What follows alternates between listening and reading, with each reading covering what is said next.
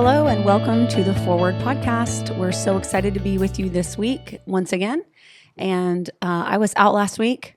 I had a little mini me take my place and go on short notice with Dad. How'd it go? How did you enjoy having London? Oh, yeah, it went really good. Yeah, it went good. I was trying to fix this and trying to think about two things at one time. But no, yeah, London did a great job. She's Yeah. fun. She's not you She's for cute. sure, but yeah, she's cute. She's She getting really did closer by the enjoy day. it, so she loved it. Yeah. She loved it. But Good. yeah, she got us through that episode for sure. Yeah. So We had this random earache and sore throat going around last week. yeah, it and was a crazy weekend. I think some kids brought some stuff home from camp. So Yeah, they came home from camp, and then this past week, we were very blessed in being able to, our whole family, go to camp with us, which was different. We don't always get to do that when Carrie and I travel.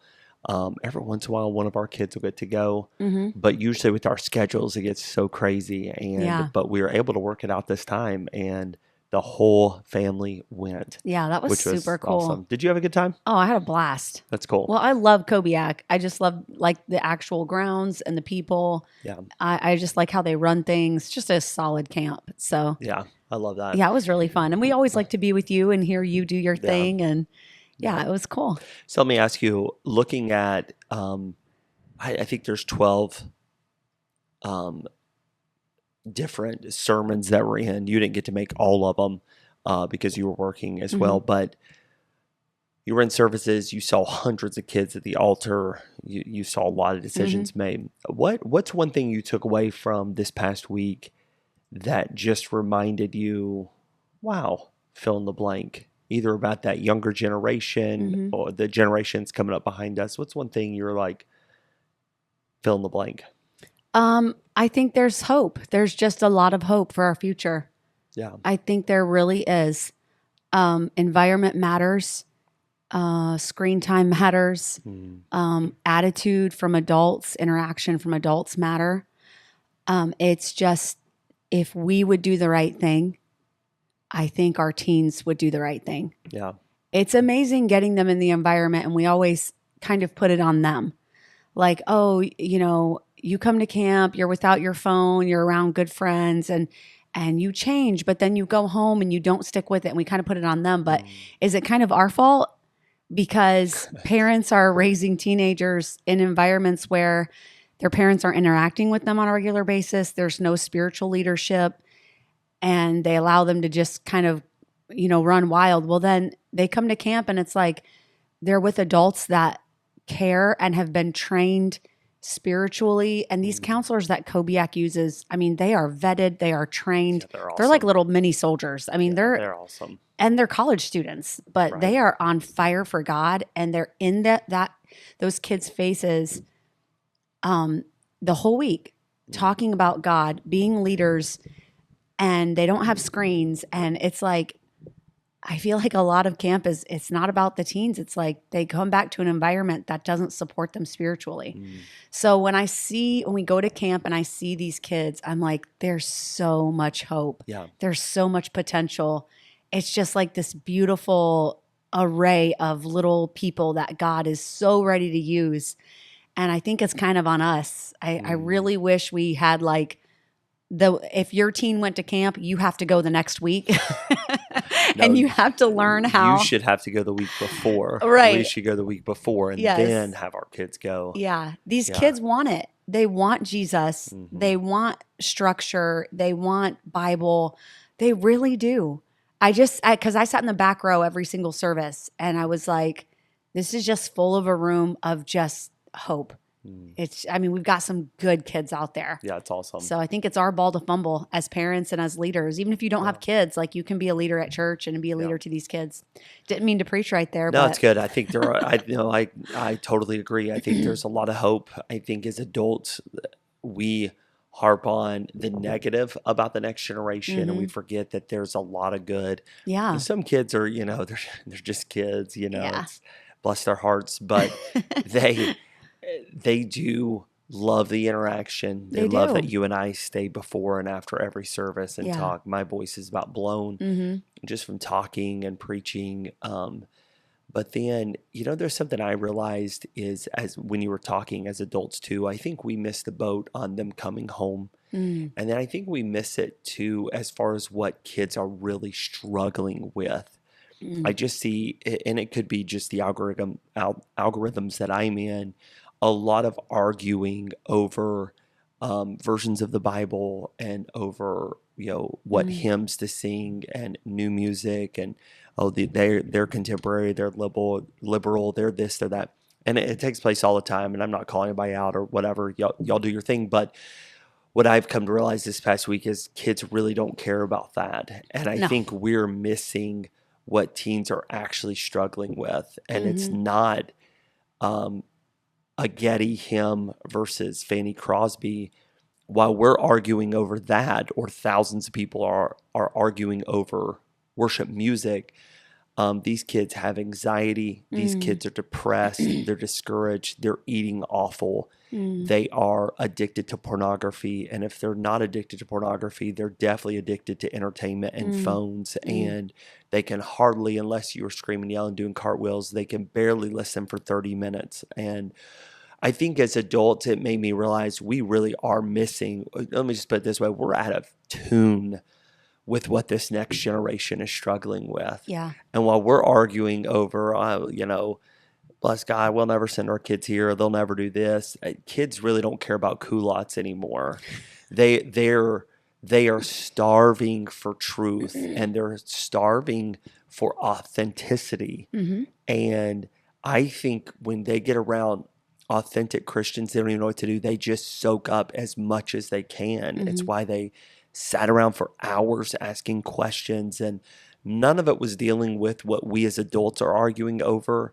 And although it's okay, fine, you're passionate about music or you're passionate about, a version of the Bible or you're passionate about, that's great. Again, I'm not busting on it. I'm just saying if you really want to reach the next generation, stop Hmm. harping on everybody stealing our kids away and get on their level and Hmm. realize what they are struggling with. And that's what I saw in hundreds of teenagers this week. Yeah. They are very down. They are very discouraged. Mm, They don't have someone they feel like they can follow. mm, And those movements that they do feel like they are in, they only see them arguing over very preferential stuff. And hmm. I just, like, you had a lot of hope this week of Mm, like, man, these kids are going to turn the world upside down hmm. because they are getting things right with God and they are overcoming bitterness and Mm, anger and envy that hmm. they're getting from social media, and they're able to see through the fakeness of a lot of religious movements. And Yeah.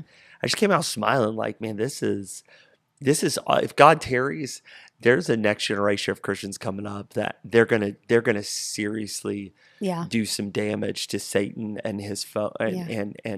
his demons. It's Yeah. gonna be awesome. I think the tide is turning.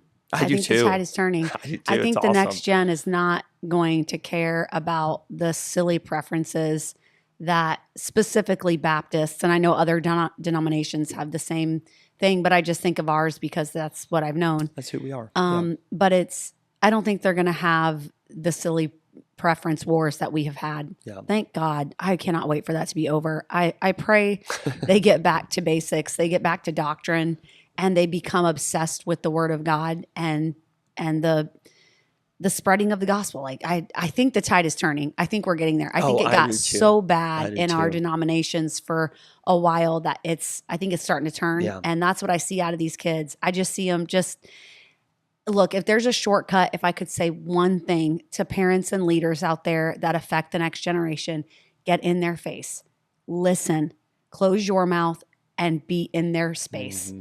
Just be with them, give them someone that cares.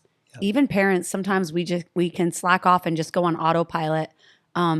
Relationship, like just be in their space. Yeah. And I think really kids are easy come, easy go. They are Right. easily won to your side and they're easily lost to your side. Right. They're fickle when they're little.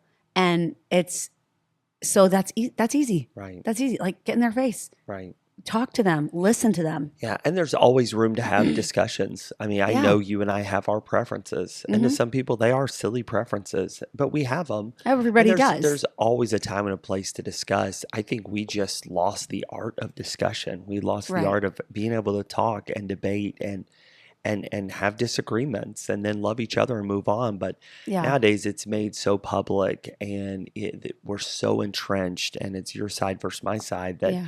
getting around several hundred teenagers and seeing altars packed and all those barriers broke down Mhm. was just so joyful. Like Yeah. I just absolutely loved it. That's why I loved it. say preference wars, because Yeah. there's nothing wrong with preferences. You have to, I mean, you have to make a decision. Right. You right, you have to decide what to sing and what to wear and, right. where to go and whatever. But I mean, and that's fine. There's nothing wrong. But the wars Yeah. that have come out of it, where everyone's, so convinced that we have the only way that's right, as far as what to wear and, just silly things like that. It's like, okay, well, that Yeah. At some point, in the you just move meantime, on. in the Yeah. meantime, we have kids standing up at, camp saying, I've been addicted to porn since I was 11. Right. And Right. it's like, well, and that, but at least they sang hymns every Sunday, right? Right. So that's where we're at. But I see them and I'm telling you, the young men that stood up, and they were not, 12-year-olds. I mean, you're talking older teen boys that stood up in front of how many hundreds? Yeah. 600 kids, and said, I've been addicted to porn and I'm convicted and I'm repenting and I'm going to stop. Yeah. And I rejoice in that. that was Praise the Lord. tons of boys. I was awesome. so proud of I them. was too.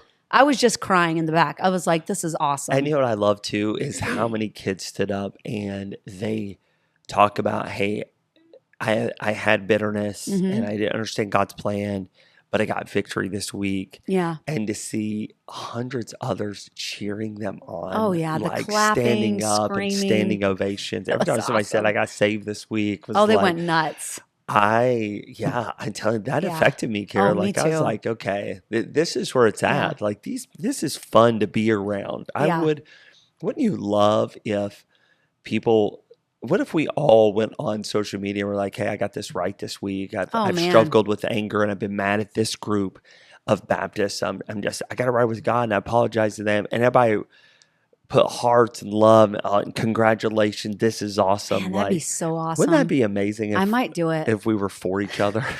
What if I Who you started mad doing? at? What if I started doing No. that, babe? And I do not want you to do that. I got right this week. I was mad at my husband. I threw a pan at him. I would do it. I would throw a pan at you. He's getting scared right now Yes, because I he am. knows 150%. Changing I the would passwords have on all no your social problem media. going on Facebook and confessing my sin. I just don't care. I'll Oh just, my word. anyone can ask me. I'll tell you what I I'd have struggle with. every pastor in America texting me, did you see what your wife put on social media? Like, yeah, I haven't been able to control this girl since we got married. You crazy? There's no starting Good out. luck. Good luck, y'all. You want to try? Go for it.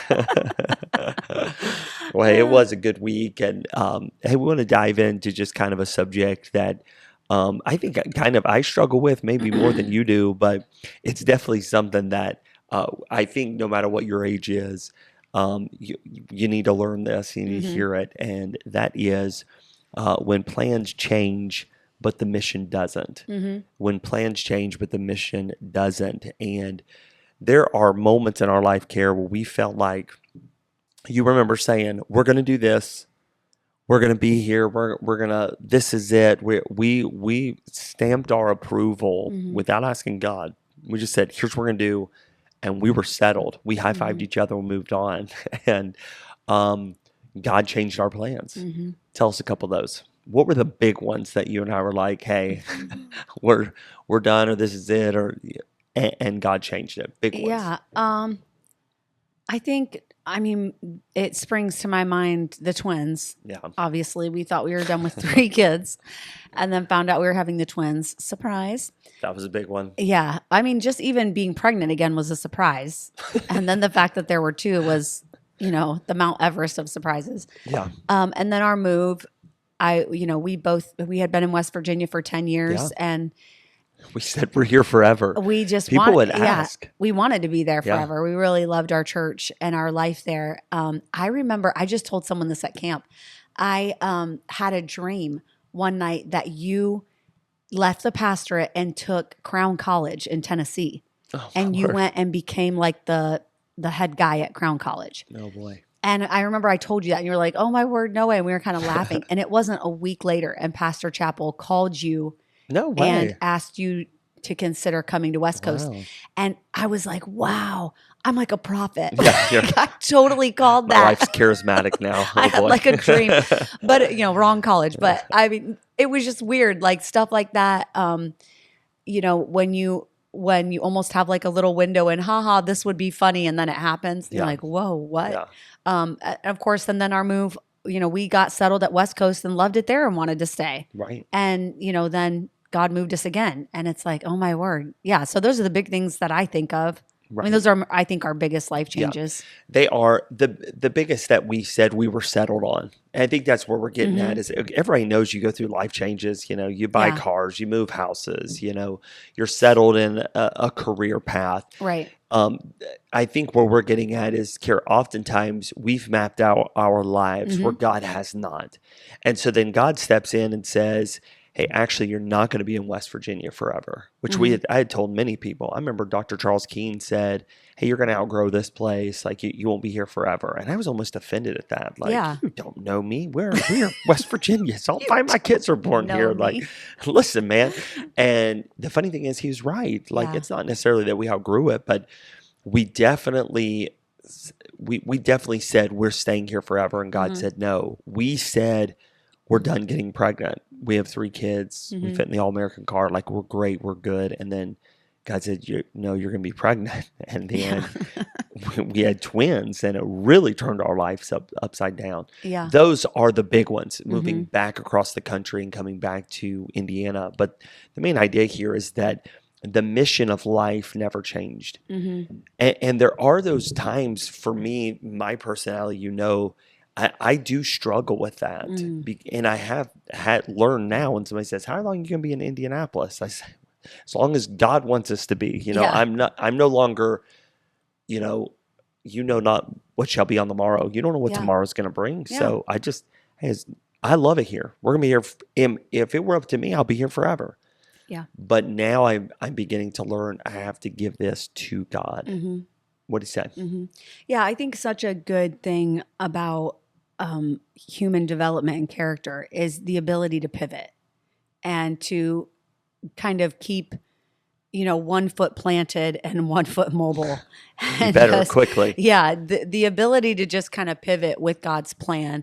I think that's a beautiful characteristic. Not everyone is born with it, but I think it is able to be developed. I think it's something spiritually that God can really work in your life, and you can truly, and I say this from experience because we have lived it, you can truly get to the point where you say, God, whatever you want, and you mean it. Yeah. And that's so true. that can be applied to health issues, that can be applied to moves, children, even family members. I think it's just a beautiful thing to be able to get to that point. I don't necessarily know, I can't do like a 3-step plan how to develop that in yourself. Yeah. Other than keep practicing with the little things. Right. When God asks you to do something small. I think of a lot of people that might be in a ministry and they love working in that class, or they love being the nursery director, or, well, nobody loves being the nursery director. Poor Darlene. That's for you, Darlene. Yeah, I Happy asked her- birthday. I asked her 3 years ago, hey, can you do this just for a little while? 3 years later, she still comes up. I'm like, hey, we're almost there. We're really looking for working on somebody. That would crack me up. We have to give her a raise Yeah. for sure. Oh, you are now. Anyway, just, even ministries that you think this is where I belong, and then, it gets given to someone else, or just little things that like within your life that aren't a huge deal. Just practicing that pivot. Okay, my hands are open, God. You can give, or you can take away. But whatever you want me to do. I thought you were choking up there. No. Yeah, I believe too that one of the hardest things about being in ministry, let me just talk to the ministry side for a moment, is we pray about something and we want the plan needs to go a certain way and it doesn't. Mm-hmm. And the hardest thing about being in ministry is trying not to become discouraged. Mm. You're around people all the time. Everyone's looking to you. You're the leaders. Doesn't matter, youth pastor, assistant pastor, intern, senior pastor, whatever. Missionary, you're in ministry, even as a deacon's wife.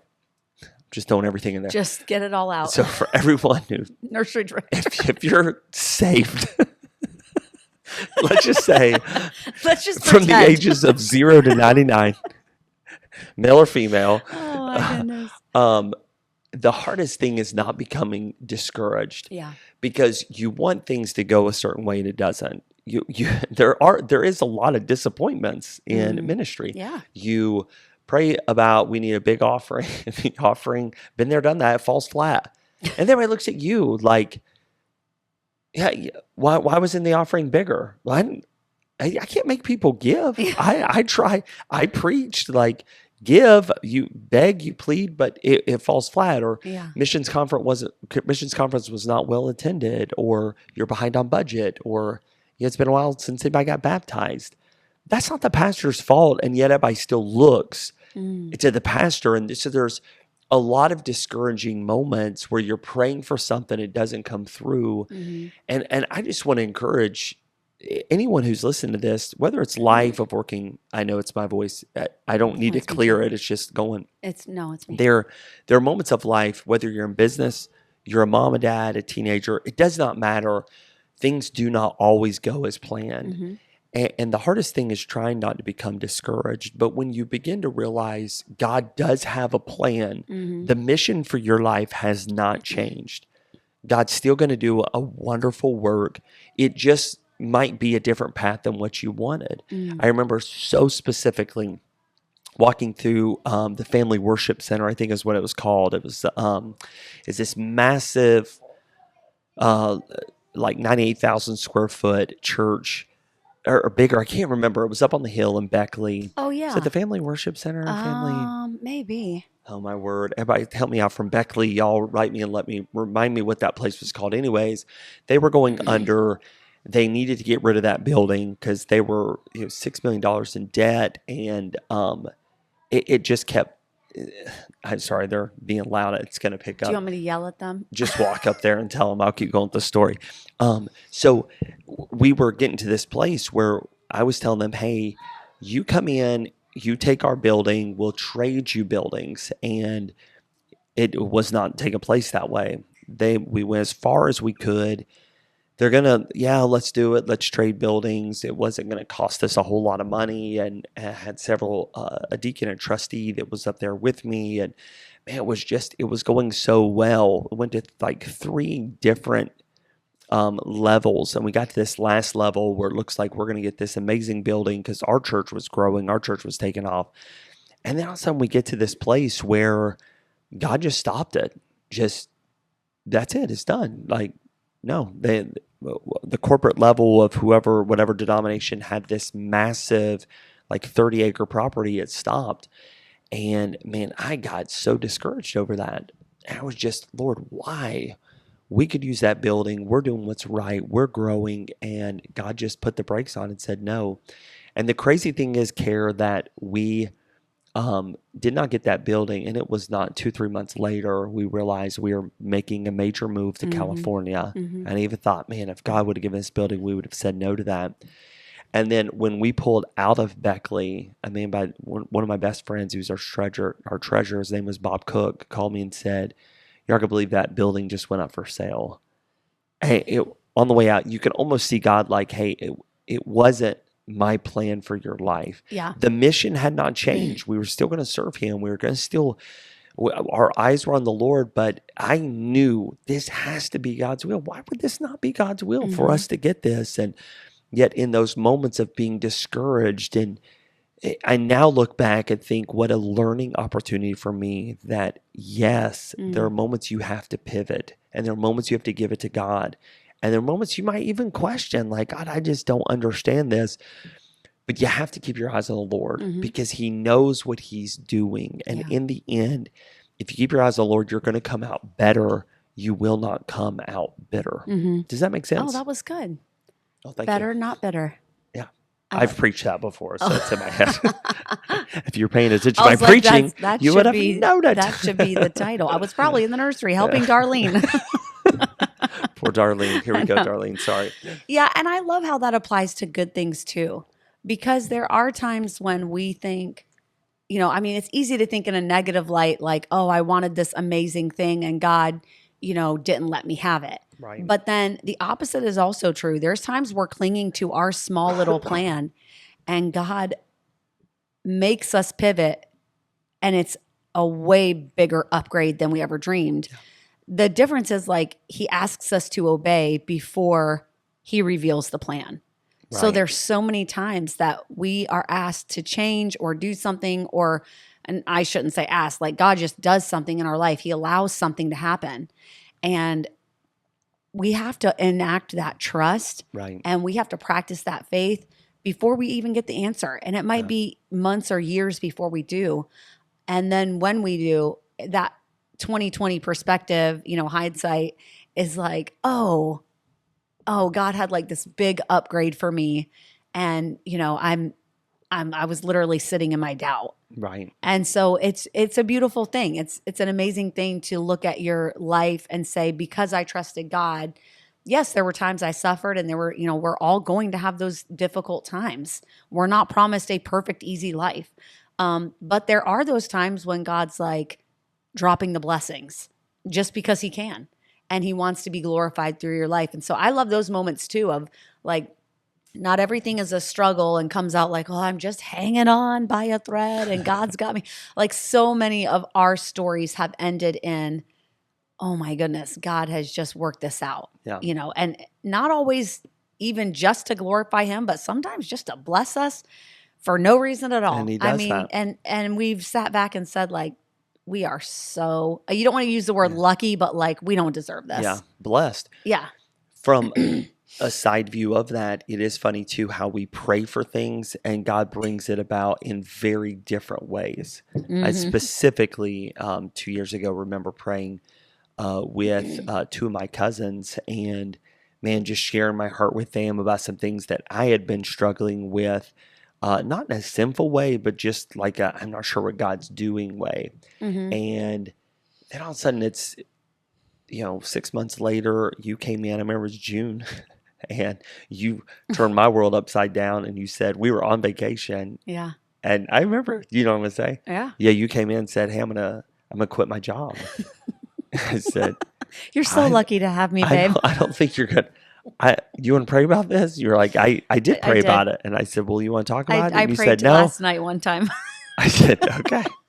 I guess you're quitting your job. And you did. Yep. You That wrote day. a resignation letter and I didn't know what God was doing. And I really struggled internally. Like, okay, what are we going to do here? Like, it's not that we heavily relied on the income that you made, but it was a blessing. Like it was, Yeah, it's all the extras. it paid for that vacation that we were on. And then you fast forward a year to where you pick up 2 insurance licenses, you work for a district manager, you run a company for him, and then he moves you in and fast tracks you to Ownership. getting a loan, and now you are a small business owner. And look how 1 year God, what he did from in 12 months that we had no idea.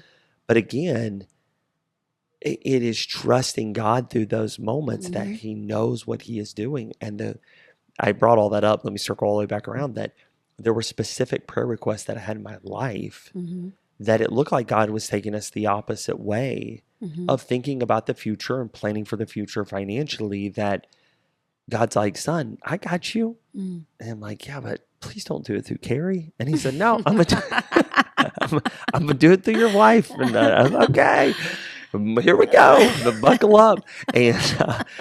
And to where we're at today, to where we just sit back and I raise my hands and just say, number one, I give it to him. Number two, I raise my hands in praise that God always knows what he is doing. Yeah. Always. And that it's crazy to think too of that income we were so worried about losing. Yeah. Wow. How God, with the business that I bought has times that income by Oh my goodness. Yeah. many times over. Right. And Right. it's funny to think that a year ago we were worried about that little bit amount each month. And to think that if you just hold on, if you put in the Trust work, if you God. trust God, Yeah. that income is going to seem so silly, Right. compared to what's available to us now. And I think it's just awesome. It's just trusting God is like the biggest adventure. It is an adventure, and it's always it's always changing, Mm-hmm. but it is work. We are working, Mm-hmm. and I don't like the let's pray about it and sit on our hands. No. It is.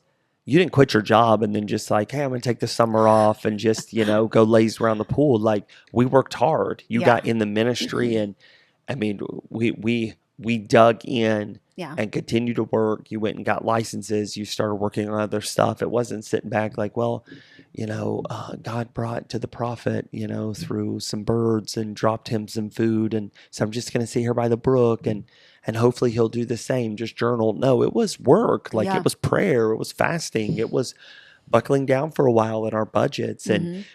it's always worth it to continue to move for the Lord Jesus Christ, Yeah. continue to work. And again, not to borrow from you, but taking that pivot and realizing that God's plan B is always better than our plan A. Mm-hmm. It always works out better. So just trust his plans for your life, Yeah. but keep moving, keep striving, keep working.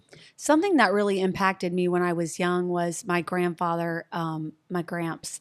He would always say, like, don't listen to what people say about you, good, bad, or indifferent. Mm-hmm. And I may have even said this on a previous episode, but that really stuck with me because it's so much easier to trust God when you're not so worried about what everybody else thinks. Yeah. And when you're able to just have those blinders on. And I remember being like 14 and surrendering to ministry and, God's will for my life, all the things that you say at like a youth rally or something. And I really meant that. Like, I really did. And I went to college and thought, I know I was young then and maybe I should kind of think about something else. And I prayed about it. And of course, I'm at a Bible college. And then I thought, you know what? No, I meant it then and I mean it now. This is the path for my life and this is what I'm going to do. And those words that my gramp said, just having like blinders on, and there were people sometimes that praised us because, I sang with my siblings and, we had kind of a little bit of a name. I mean, as big of a name as you can on like a little Bible college campus, but still. And then there were times I was in trouble and, I was discouraged. But I always remembered his words through either of those times. Like, it doesn't matter if anyone praises me and it doesn't matter if anybody's mad at me. Like, what matters is, am I right with God? And am I in the path that he has for me? And I think that definitely has helped through the years, that no matter what happens, it's easy just to say, like, the main thing is to keep myself right with the Lord and to follow his plan and to make sure that he is Lord of my life, right, and that he's the boss. And that's a hard thing to say sometimes because he is real sneaky about some plans. He'll just throw a curveball at you. And it's really hard to say that. But I think we've kind of lived that way. Just, we're just going to stay on the path. And it doesn't matter what he throws at us. And I say this in sincerity, but also in trepidation, because it can be, some of it can be pretty rough. And I don't take that for granted. It's not like, we've always done the right thing and always made the right decisions. No, I understand, people have had some really bad health things or family things thrown their way. But I still believe, no matter what, I still believe the path of trusting God and allowing him to guide your life is the best way. It's awesome. It's good. It's good. Well, I hope this has been a help to you as life, ministry, family, kids. None of it is just smooth sailing all the time. Mm-mm. God takes our plans. Sometimes it's to draw us closer to him. It's a reminder that he is always there with us. And sometimes we do flop. Sometimes we do have some ideas that just we get leveled, and sometimes our plans really change. But through it all, our God is a constant, and keep your eyes on him. The mission doesn't change, and that is to glorify a Savior who, although we are not perfect people, we do serve a perfect God. That's right. Awesome. Well, Thanks for listening. Yeah, hope y'all have a great week. Have a great week. I just said have a great week. That's my thing. Okay. Every time. I'm going to end it right here. Ready? All right. We'll see y'all later. Have a great week. You going to try one more time? No. Okay.